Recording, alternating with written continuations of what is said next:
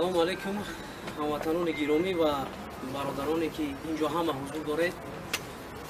чхеле ки ба ҳамаи шумо маълум аст, дар шаҳри Истанбул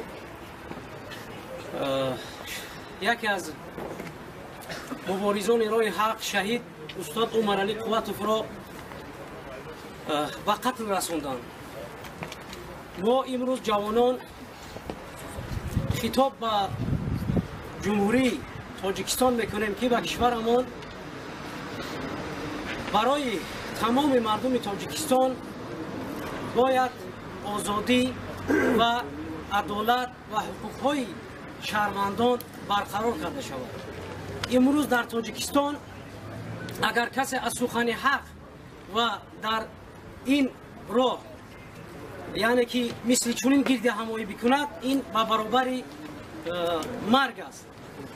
бародарони азиз, имрӯз мо инҷо омадем ва эътироз мекунем ки дар Тоҷикистон чандин маҳбусҳои сиёсӣ ҳастанд ва дар кишвари Русия ҳастанд бародарони мову шумо, ва аз давлати Русия ва давлати Тоҷикистон хоҳиш мекунем ки ин зулму ситамро болои мазлумон бас кунанд. Таҷик gençler bugün burada toplamaya için çıkmış. Bizi şehit Umarali Kuvatov lider grup 24 için biz bu katilini, rejim diktatörünü Tacikistan'ı İmamali Rahmonov'u duruyor. Biz hükümet Türkiye'den istiyoruz ki bu kaziyayı adilane ve azat bizde bunu bayan yaparız. Teşekkür.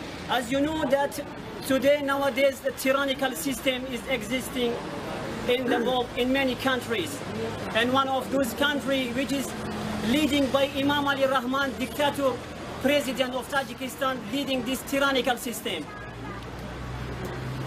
And this tyrannical system since 24 years, for 24 years destroyed the culture, economy, agriculture, and education, even underfoot the zeal and rights of human beings. My dear brothers, it is clear for all that our people, they are leaving their homeland, their families, their children, they are leaving everything to Russia to earn money, and they are hard working in Russia. And it is known for every person that in Russia we are as a slave, we are working as a labor and as a slave, and we are going back to our country. Even the tyrannical system of Imam Ali Rahman regime is pressing the people. Even the regime of Imam Ali Rahman never allow any person to open his mouth about freedom. And it is clear for every person that Umar Ali Kuvatov was killed in Istanbul, in Turkey, by this regime. And you know, my brothers, that Imam Ali Rahman arresting, killing the people. Anyone who wants freedom, anyone who any shouter wants freedom for his people, for his country, they are arresting them. Even so many Islamic scholars, so many politics, so many young people nowadays, they are sitting and arrested by this regime, this dictator and this tyrannical regime. And he is the big terrorist in the world. We are shouting that the biggest terrorist is Imam Ali Rahman, president of Tajikistan. My dear brothers, this way which we want freedom for our people, we will continue till we give our soul on this way for our religion Islam, for our people, for our zeal. We don't want anymore that this regime underfoot our rights. We cannot live like a human being in my country. We are like a slave. We want live like human being, like Turkey, like Europe. We want to live like human, not like animals. That's why, my dear brother, we will keep on this way Even Imam Ali Rahman, dictator and terrorist, #1 terrorist, he is pressing the people. Even he wants the old system, the tyrannical system. But our mission, our aim, we are going to destroy this tyrannical system. Our mission is to remove this dictatorial and this tyrannical system. Thank you very much. We will continue until victory. Inshallah.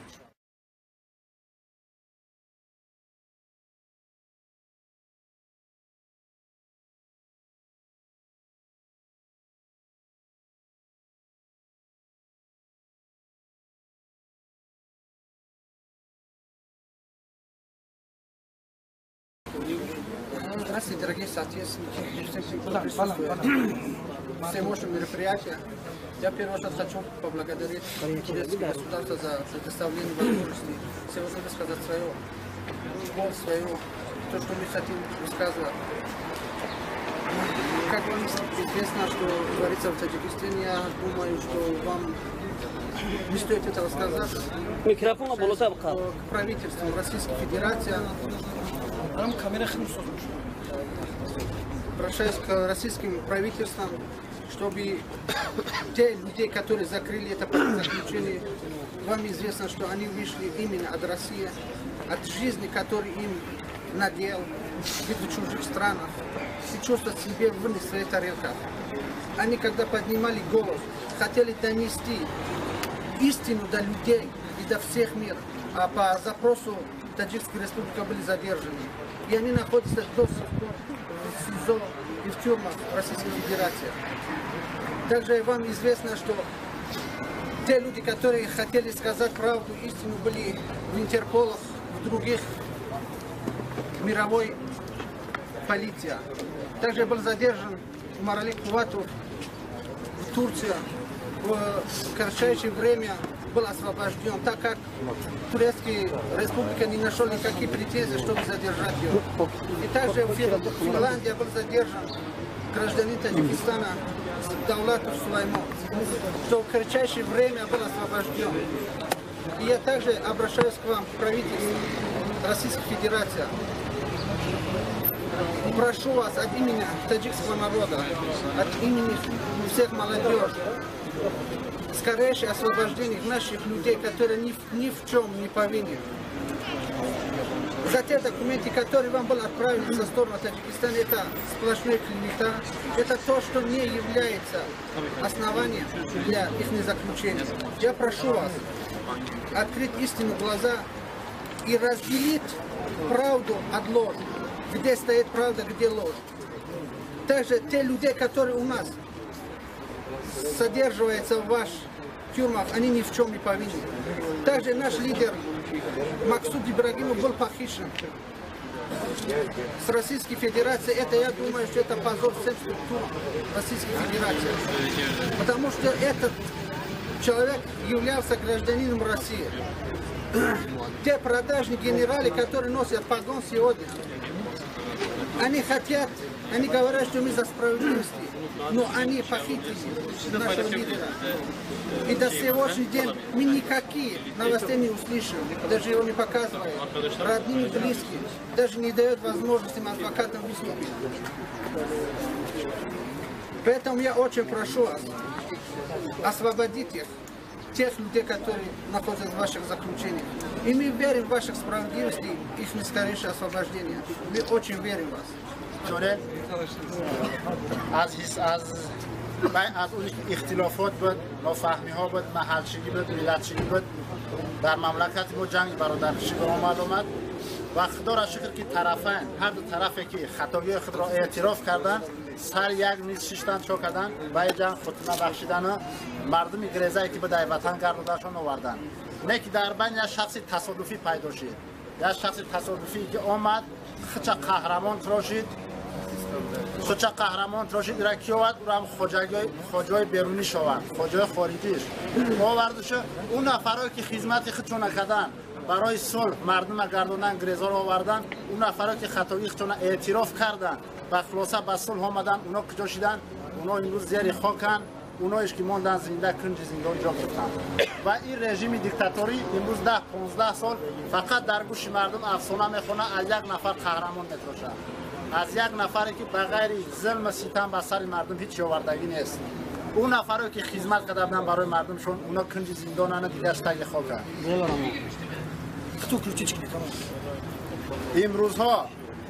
امروز مردم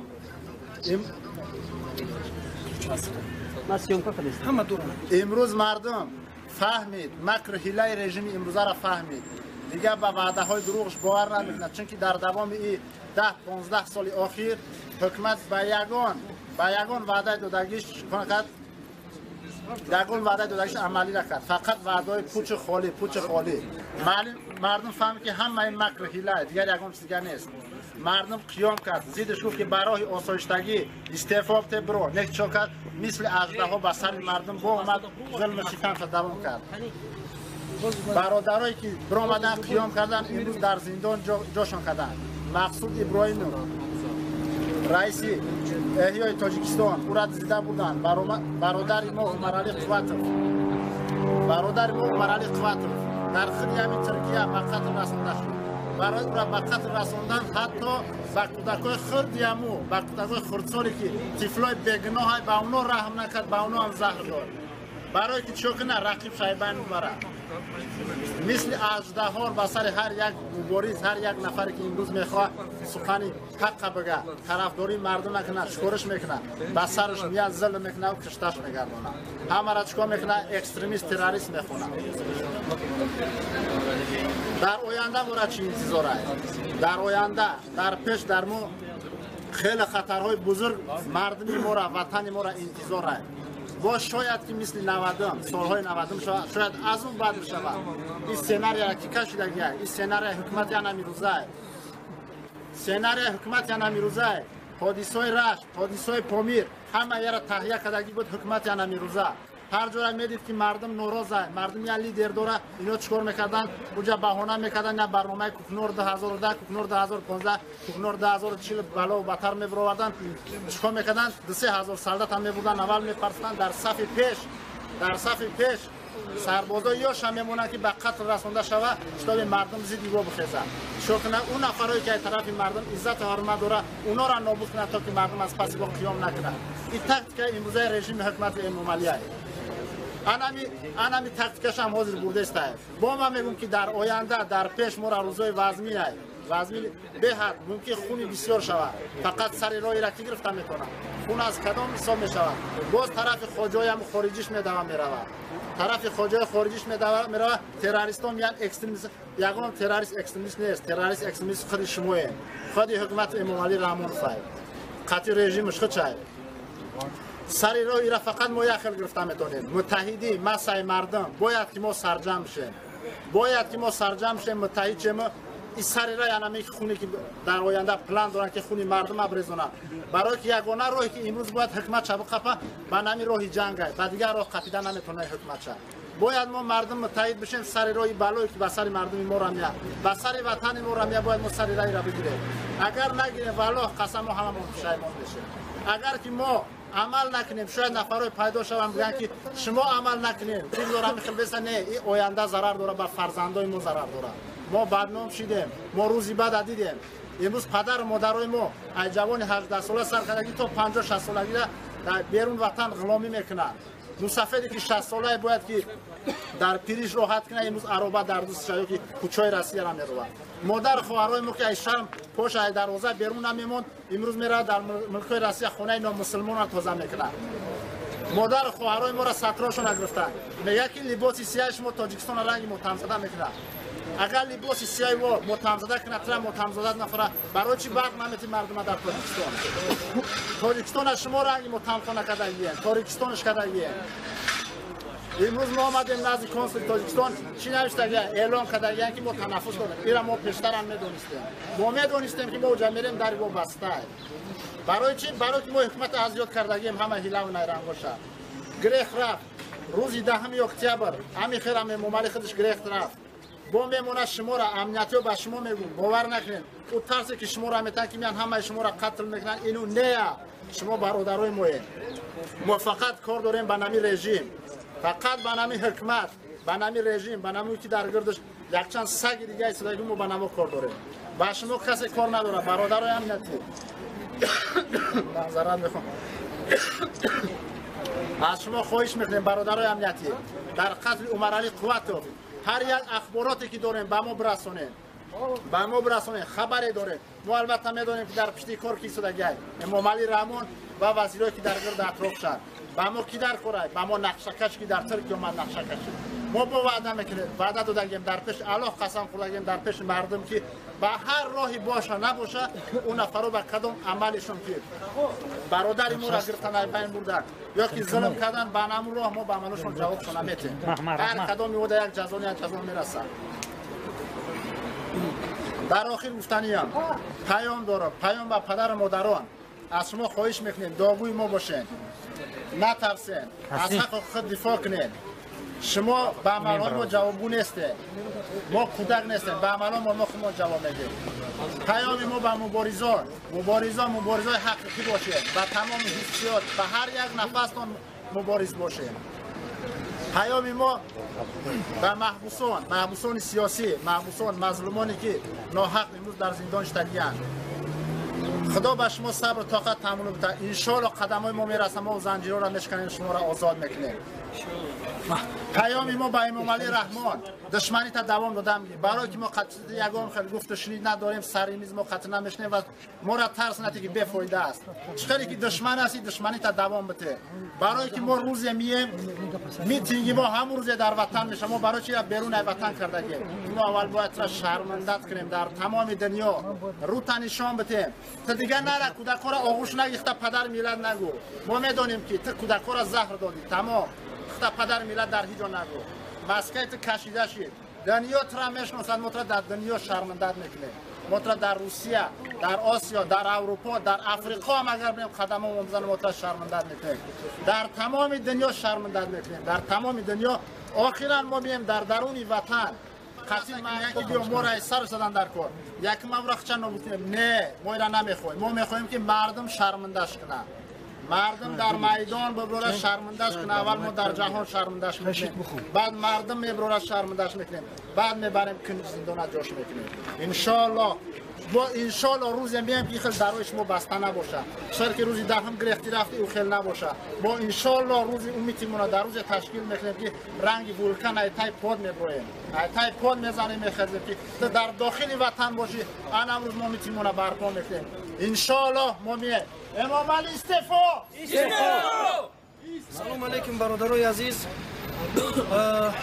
من همچون یک شهروند تاجیکستان اینجا صحبت میکنم پیش از همه از حکومت ترکیه تشکر بیان میکنیم منتداری خود را که این فرصت را برای ما مردم تاجیک داد که صدای خود را بلند کنیم و در همین کم هم که باشد سهم خود را گذاشت تا اینکه دنیا ما را امروز یک گروه کوچک یا که یک حزب یک ایدئولوژی امروز برآمدگی صدا بلند نکرده است بلکه دوستان عزیز ببینید پلاکت ها را ببینید از تمام قشرهای جامعه همینجا وجود دارد از بدخشان از حزب نهضت اسلامی تاجیکستان از حزب سوسیال دموکرات از کمونیست ها از تمام قشرها امروز هستند امروز یک گروه کوچک امروز اینجا مبارزه با رحمان نبوده است چنانه که اونا تهمت میکنند امروز خلق تاجیکستان با تمام رنگ ها و کرسکاش برآمدگی از رحمانوف استعفا طلب دارند حرکت طبیعی است که مبارزه بین نسل جوان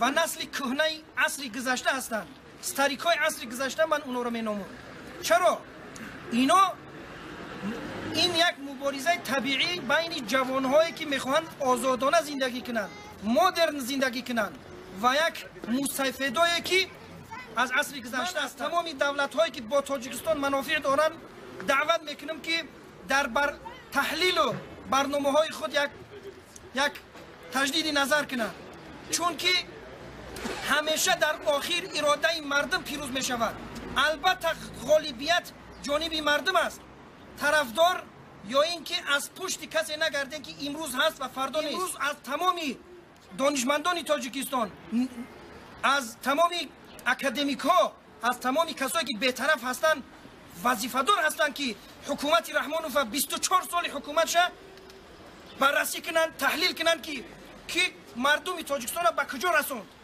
خلق به کجا رفته است، کشور به کجا رفته شده است. ما جوانان تصمیم گرفتگی هستیم که رحمانوف کشور به نابودی برده شده است.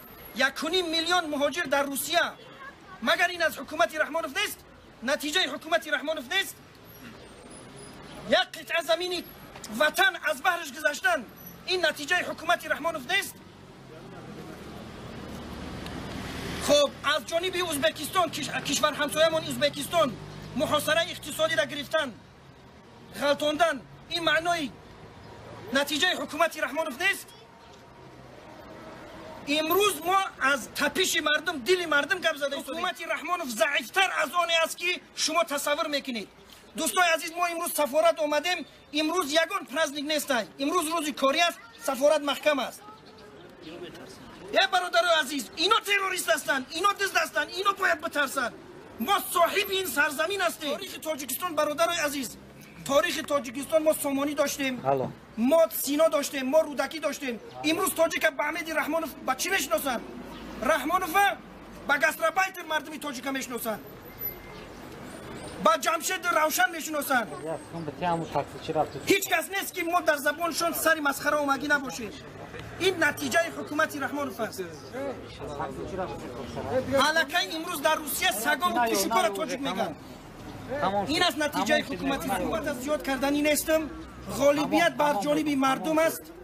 این وعده الهی است و تجربه تاریخ است. اراده مردم، ما با مردم تکیه میکنیم.